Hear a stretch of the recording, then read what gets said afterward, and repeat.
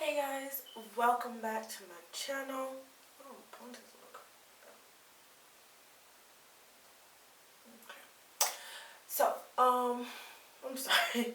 Trying to get this to look like even, but I don't think I'm gonna get it that way. But it's okay. BT Dubs, if you want to see me recreate this style, please leave a comment below and like this video. Yeah. But anyway, back to the video at hand. So I was kind of thinking about if you're newly natural or if you're thinking about going natural. You know, a lot of people are still, there are a lot of women, girls that are wanting to go natural.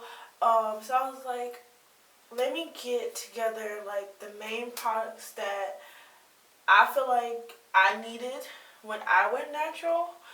It's not all the fancy products. These products are fairly cheap. And it doesn't have to be these exact products.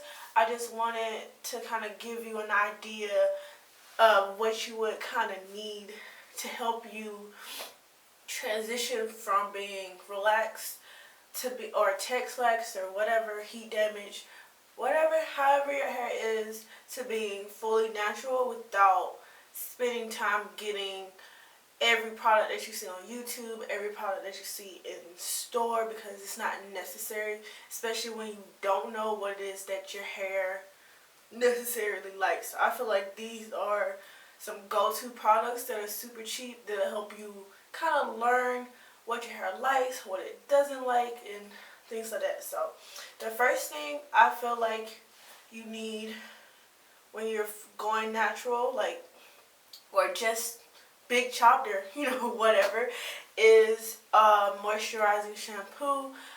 If you watched any of my other videos, I've used this quite a bit recently. This is a moisturizing shampoo. It's not a co-wash or anything like that. Co-washes don't work for my hair, BT Dubs. Like, my hair needs to be fully like clean. My scalp needs to be clean, so I have to use a shampoo, which I'm not like have any preference about shampoo. To me, is just a shampoo. Some are just better than others. So this shampoo is the Giovanni 2 Chic or Chic, I don't know. Blackberry and coconut repairing shampoo, coconut milk repairing shampoo. This is a very moisturizing shampoo. It's for damaged and overprocessed hair. I was using this before I bleached my hair, and it liked it, so I'm gonna continue using it. The Target that I got this from no longer sells it, but I'm pretty sure you can pick this up at another Target or buy it online or anything. But it doesn't have to be this one. It can be any moisturizing shampoo. Next is a conditioner.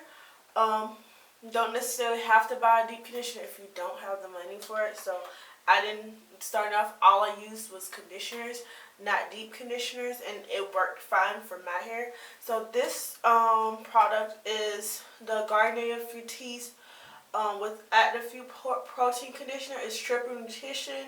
It's paraben free fortified conditioner with avocado, olive, and almond oils. It's dry to very dry hair.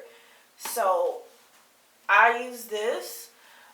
I find that this works really well. It does have some protein in it, so it helps keep my hair strong. It's very moisturizing.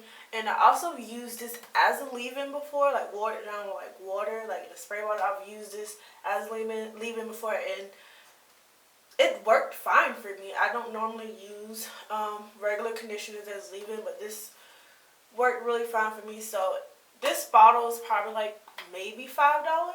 Maybe. It was really cheap. So, okay. Sorry, my camera decided to die, which I had no warning about.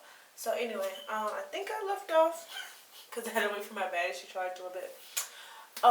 This is a leave-in conditioner that I've been using. It's the Shea Moisture's Raw Shea Butter Restorative Conditioner with sea kelp and argan oil. It moisturizes and fortifies damaged transitioning hair, sulfate-free and color safe. This is what I use.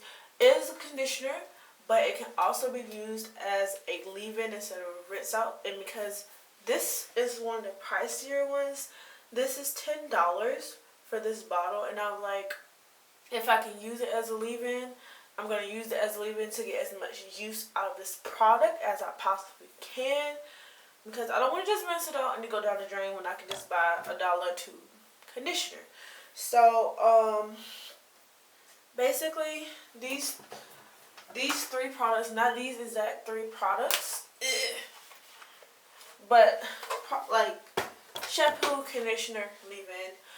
You can use the oil, but it's not really necessary.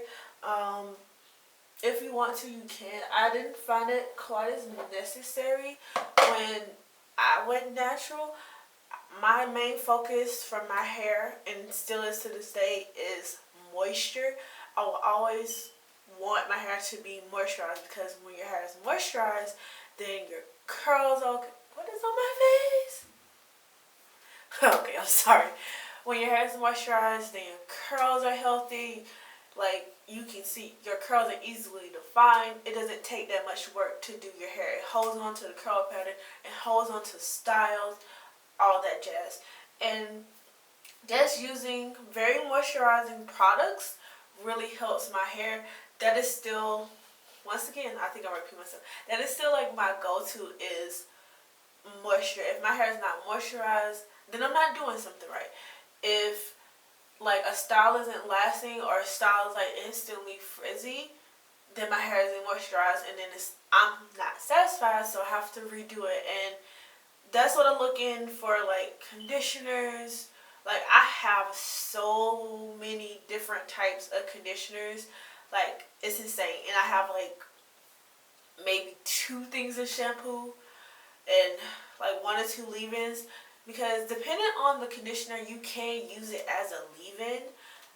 I personally don't do it just because that's just me. There are people who use regular like conditioners that you're supposed to rinse out as leave-ins. But I feel like when you're going natural, the thing that you need to focus on more so than having cute hairstyles is to moisturize your hair, to make sure your hair is strong, to make sure it can stand up to whatever it is that you need. I do recommend having a protein treatment like once a month, once every couple months. I don't do a protein treatment that often because I don't need it. With me bleaching my hair, I have done some protein treatments, about 1 or 2, just to make sure my hair is strong, it's not going to break or anything like that. But if you're curling your hair, then I suggest you do protein treatments more often. But if you're not trying to do that, you're just trying to grow out your hair, then definitely work on your moisture levels. I've heard that knowing your porosity helps a lot.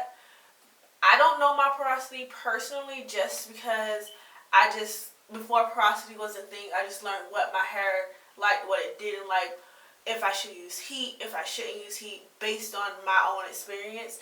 So yeah, I hope you guys enjoyed this video. If you have any products that you think would be helpful to others, please comment down below.